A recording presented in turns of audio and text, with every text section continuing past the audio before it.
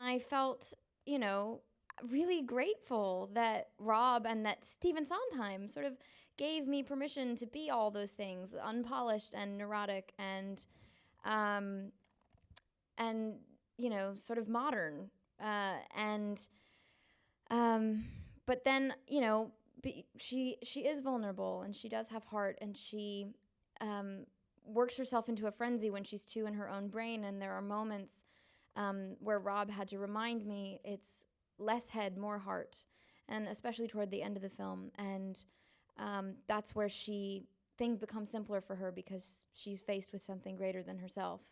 And then the idea of the prince it's very simple because there's a greater tragedy going on in the world. And it was great to have Rob sort of there to center me during those times, because my instinct in my life and sometimes with Cinderella was to sort of, just be weighing things and looking at the data and, sort of an emotional accountant of sorts. And, be reminded to feel it and, but to look at the kind of unpolished version and believe that the vulnerability was in there was a really great gift.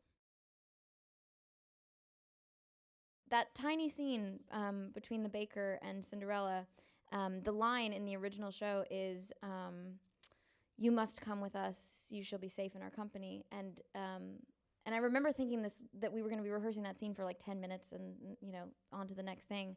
And that's when we found the idea of him asking her the question so that she could make the first decision that she makes in the piece, and that being sort of a turning point for her.